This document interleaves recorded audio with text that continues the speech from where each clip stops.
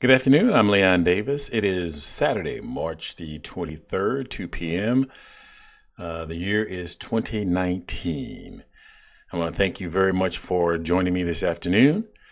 Um, here's my interpretation of how things probably went down. Someone with a college degree sitting in an office someplace received a memo stating that the landfill was reaching capacity and that something needed to be done quickly. And the person in charge decided, they looked at the cost of purchasing new land, excavation, labor costs, and just decided to throw the trash in the ocean. Welcome to Altitude Adjustment. So that may not have, in my defense, most jobs requiring, especially management position requiring a college degree, I'm probably better than 50% chance I'm right as far as it being a college educated person.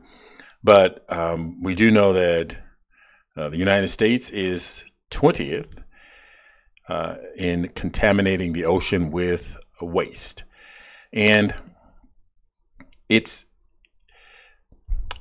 so you have to wonder if they did any kind of research about, what is that smart, or what are the possible ramifications of it? Because we're in the process of contaminating all the water around us. We're contaminating the food we eat with our waste. We're growing exponentially as far as waste goes. We've become a disposable society, and now we're having to deal with how do we handle that disposal of goods. And as I said, we're contaminating our food supply with our waste. In an article I just recently read, Cuvier-beaked whale washed up on the shore and was weak and vomiting blood. After the whale died, they examined the whale. It was the whale's stomach was compacted to a point where the stomach was literally hard as a baseball. It contained 88 pounds of plastic, which included 16 rice sacks. Those are similar to potato sacks, plastic bags from a local grocer. And the person that examined the whale says this animal probably suffered for months or even a year or more. And this was off in the Philippines. But there are numerous floating landfills in our oceans off the coast of major countries because of our dumping garbage into the ocean. So we probably have done that out of convenience of trying to find ways of dispose of cost of convenience and the cost. An effective manner of just hiring a boat to take it out in the middle of the ocean and dump it, and not knowing that not all of it is going to sink to the bottom, and if it does sink to the bottom, what effect that has. And so even off the coast of California, there's a floating landfill. It is estimated that we dump, and I say we as mankind, dump 9 million metric tons of garbage into the ocean on an annual basis. This is not a one-time deal. This is annually. We're creating that kind of waste. So we've got waste going into landfills. We've got waste sitting in cities' dump sites, and we're continuing to create more additional wealth.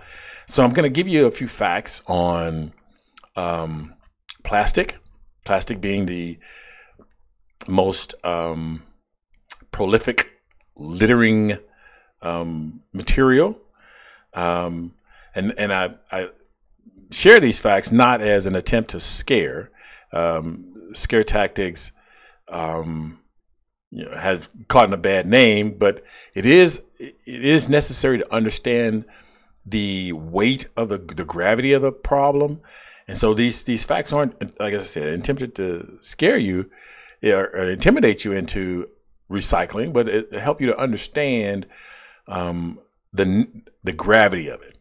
So about 300 million tons of plastic is created each year. 300 million tons of new plastic containers and objects are created each year. 150 million tons of that is used only once. It's used once and it's discarded. Each minute, 1 million of them are used, and the typical bag is used for 15 minutes before it's being discarded. In 2014, the U.S. sold over 100 billion plastic beverage bottles. The Container Recycling Institute estimated, and that 57% of that were for water. These are water bottles. A collection of garbage off the California coast, which I mentioned, is twice the size of Texas. The Great Pacific Garbage Patch, as it's called, has 6 times as much plastic as there is sea life in the area. Now, it is estimated that plastic takes anywhere from 500 to 1,000 years to degrade. But you have to keep in mind, plastic hasn't been around long enough, so we don't know. It may exceed that, but there is an estimate that it's going to take that long for the plastic to biodegrade. It is without argument that every piece of plastic that has been produced, except for what has been incinerated, is still in existence. Every piece of plastic, every plastic fork, every plastic straw, every plastic straw covering, every water bottle is still in existence today.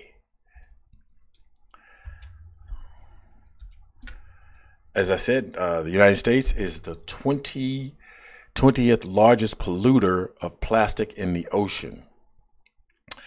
According to the UN Environmental Program, as I said, 9 million tons of plastic end up in the ocean each year.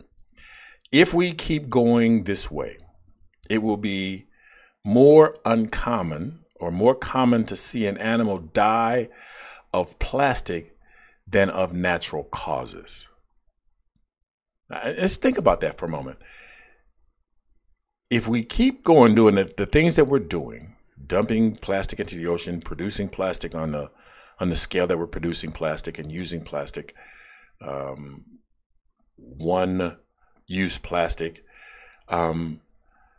it will be more likely, more common for an animal to die of plastic poisoning than to die of natural causes.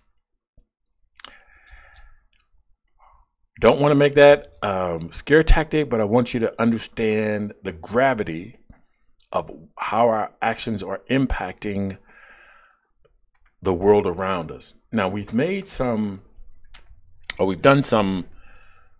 people are taking efforts to try to curtail, first off, single-use plastics, plastic bags at the grocery store,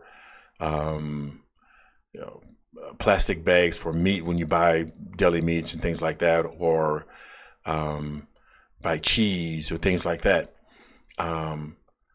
Some of those things are being outlawed. Hawaii is one of the two states. One of the two states. I think it was Minnesota was the other one,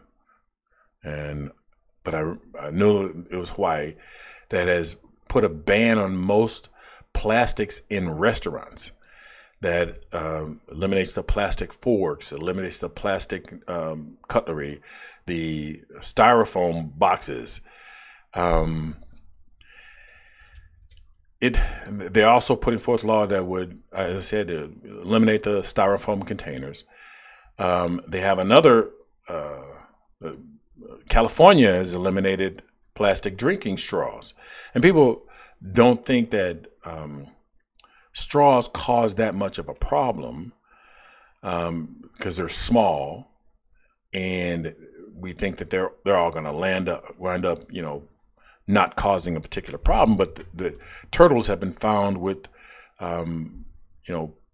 straws stuck in their beaks or, piercing their shells.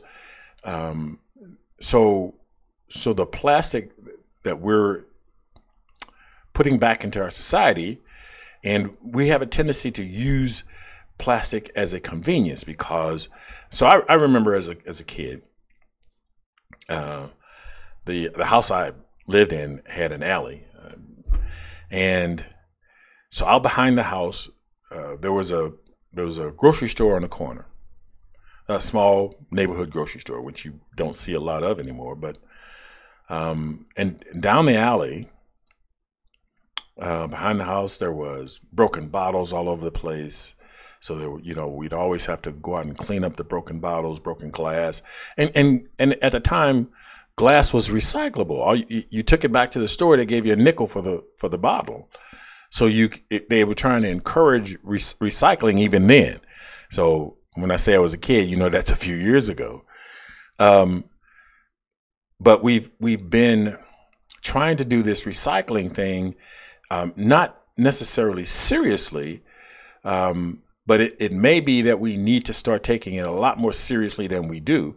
But as I said, down the alley there were broken glass, there was paper, and that's how we see it's always someone else's responsibility to clean up.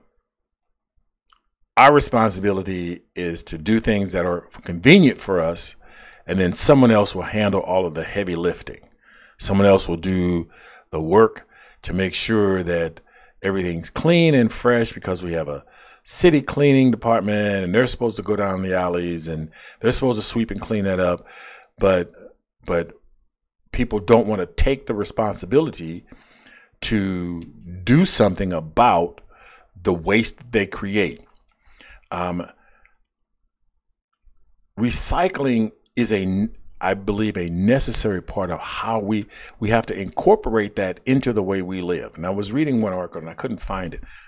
So doing the research for the show, I ran across this article and they talked about some of the ways that we can try to mitigate the amount of trash that we create by taking containers. Well, like now we have reusable shopping bags. And so you take your shopping bag to the store, you refill it, and you use it over and over and over instead of getting a new shopping bag every time, or a new bag to carry your groceries home in every time you go get groceries. And so they were talking about, we may need to go to something where you bring your own containers for meat and cheese and other items, so that when you buy your groceries, you're not taking fresh plastic out of the place, or you're not taking a lot of single-use plastic and just having to find some way to discard it. And one of the things that I found also interesting, and this one hit me a little hard. I don't have a problem with the recycling. I'm a definite recycler. Garbage bags, and I hadn't even thought about garbage bags. So I thought, it was, so garbage bags don't allow, it allows me to have trash a little longer without it decaying to the point of creating a problem inside my home. And then I can just tie the bag, carry it all out I don't have to carry the trash can out to the dumpster and just dump it. But trash bags are another problem in that recycling world. And so now I have to try to figure out. I mean, it's a contingent upon me once I have been informed that there's a problem and identified what are the problems. It is contingent upon me to act. And in the advertising that I put forth for this podcast, one of the things that I said is the Green New Deal is not just the government. It's not what someone else does to help our society function better and be more tolerant to our environment around us so that we live better lives, so that we take care of the environment that we have, so that we are better healthy, so that we are doing things that are long-term beneficial for all of us. So now that I've been informed that my trash bag is the problem, I have no excuse for finding some way to mitigate that problem. And I think a lot of times what people do is they look to science to solve the problem.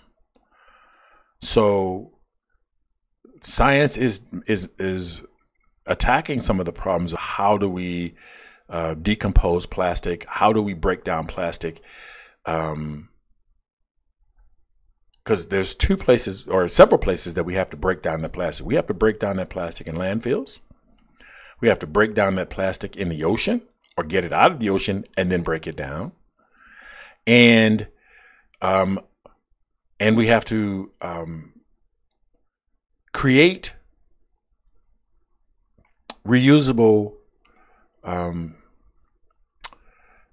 items that are biodegradable. So science has a big job, but we as individuals also have a big job. Is that until science can come up with a solution, we have to manage what we do with the trash that we have, what we do with the plastics and the litter that we have. And so coming up with a solution for the trash bags is a challenge, a significant challenge for me.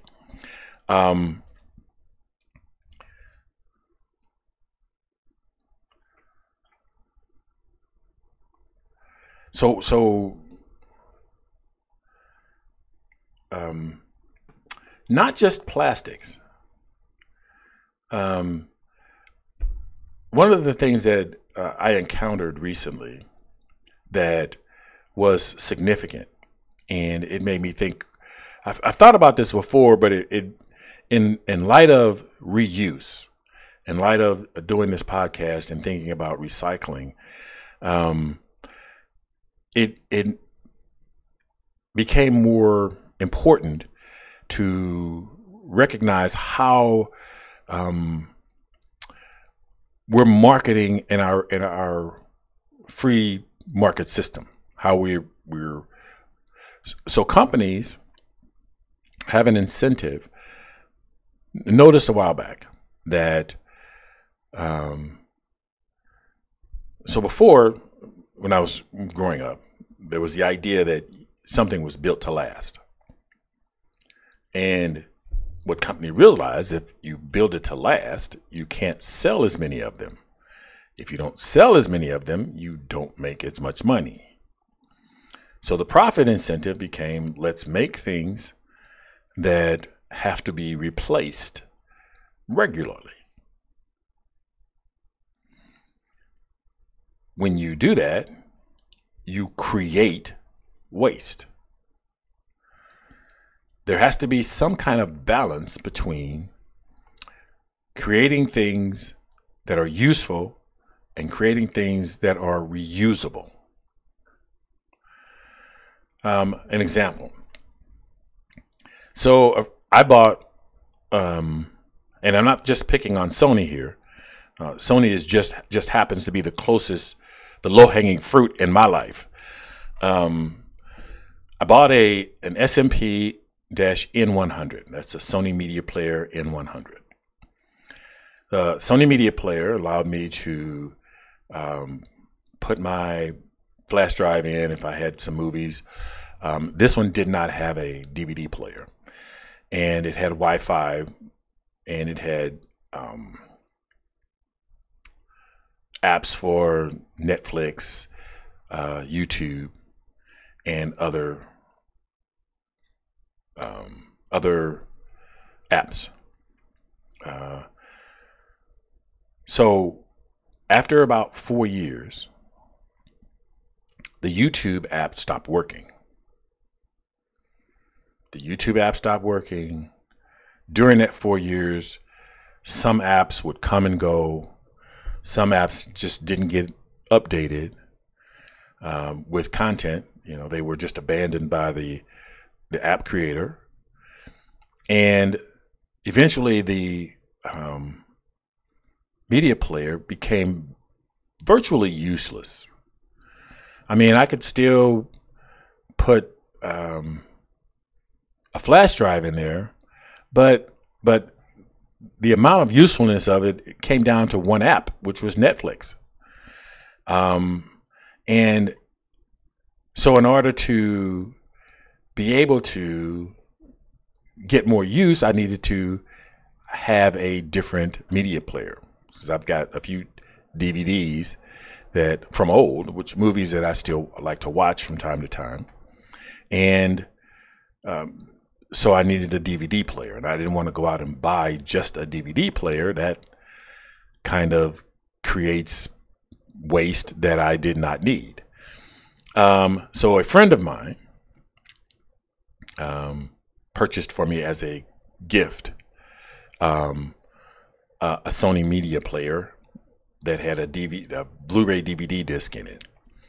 And the one thing about these, so another friend of mine, a different friend, had a media player, which was the Google TV.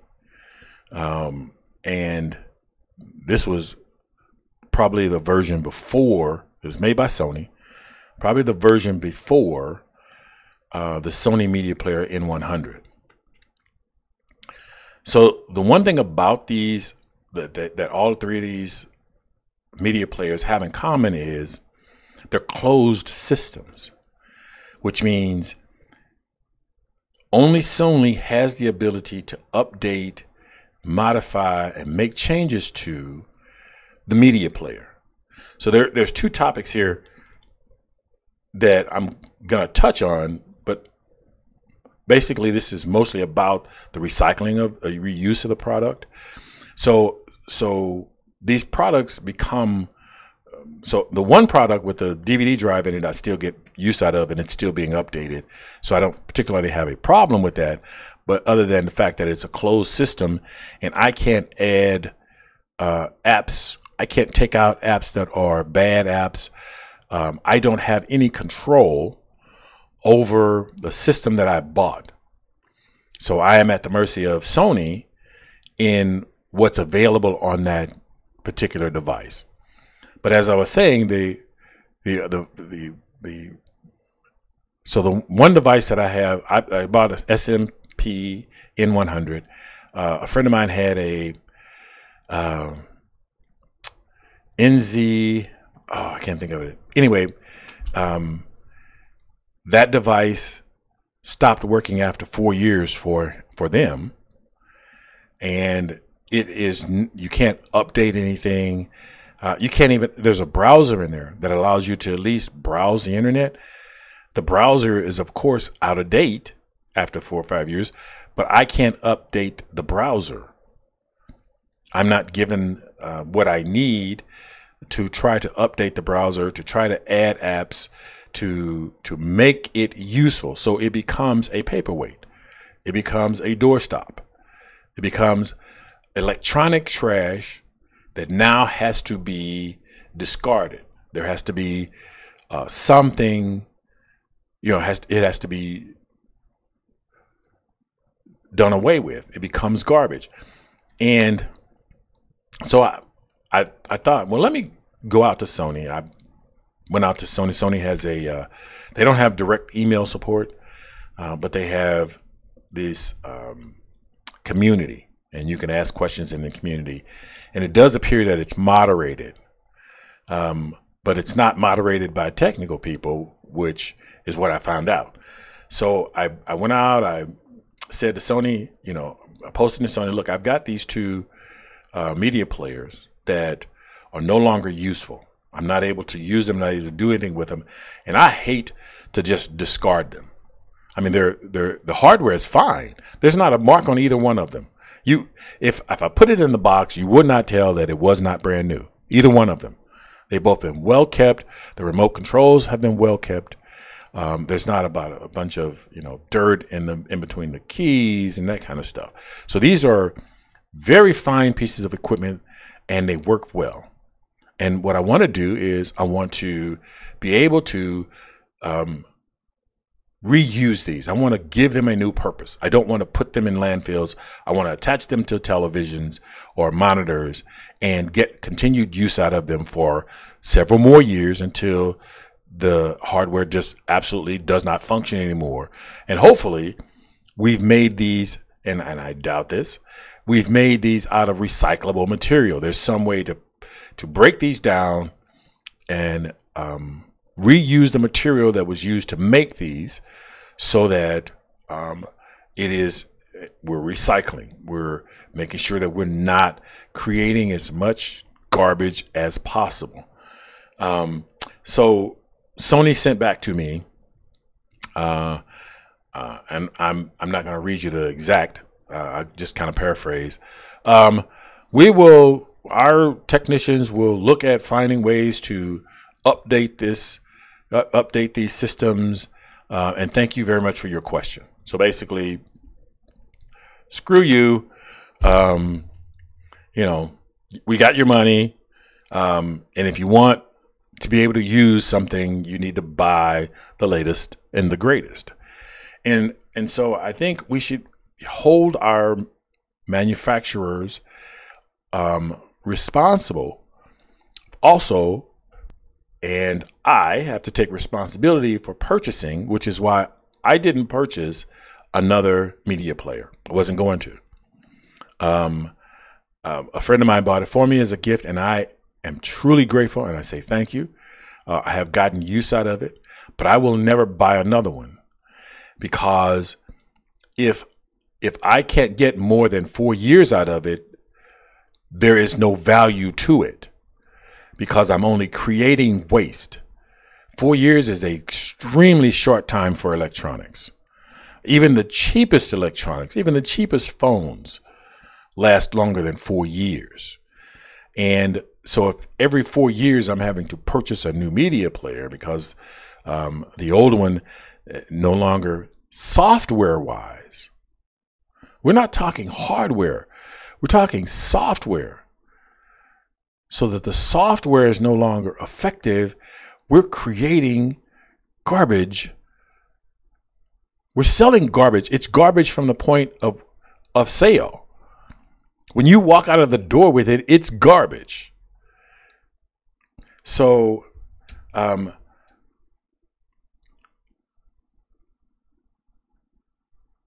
I don't want to wait until science comes up with an answer. I want to encourage people to make sure that one of the things that people that I deal with, I kind of notice if they're a recycler or not. And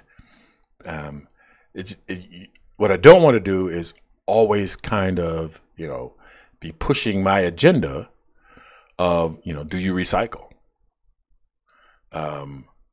I'm not going to be at your house or hang around with you if you don't recycle, and that's not a good approach.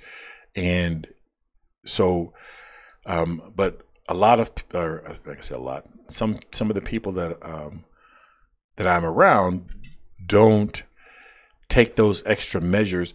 Recycling is not necessarily going to be easy. It is not going to be convenient. So we have a choice. We either trade safety for convenience, or we trade convenience for action. We have to do something about what we're doing to our environment, how we're approaching. We may have to keep additional containers in our vehicles when we're shopping or when we're out, so that when we go to a restaurant and we eat, we may have to go out to the car to get our containers to take home our doggy bag, rather than get it from the manufacturer or get it from the restaurant. In the instance of California, someone pushing back against the laws against styrofoam and single-use plastics, the first thing they said was, it's going to drive a lot of small businesses out of business. And if you've listened to my podcast before, if your first and main argument is money, you have no argument. And I say that then, and I say that here. If your first argument or your main argument is cost, you have no argument. That's the last thing that should be the concern. So we may have to, may want to consider taking a container with you, or a couple of containers with you. Leave them in your vehicle. You may not know when you're going to stop and have a dinner someplace. But if you have that container available, you don't have to create additional garbage. So it's not depending on the government. It's not making the government responsible. It's not making science responsible. It's we as individuals taking the responsibility to protect our society and ourselves. I want to thank you very much for taking this opportunity. I'm going to close this one up today. Thank you very much. It has been a wonderful time.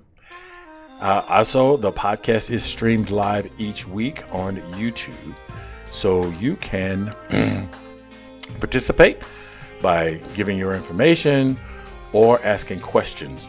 You can also include your thoughts. If you'd like to participate in the podcast, just contact or make Altitude Adjustment a contact on Skype.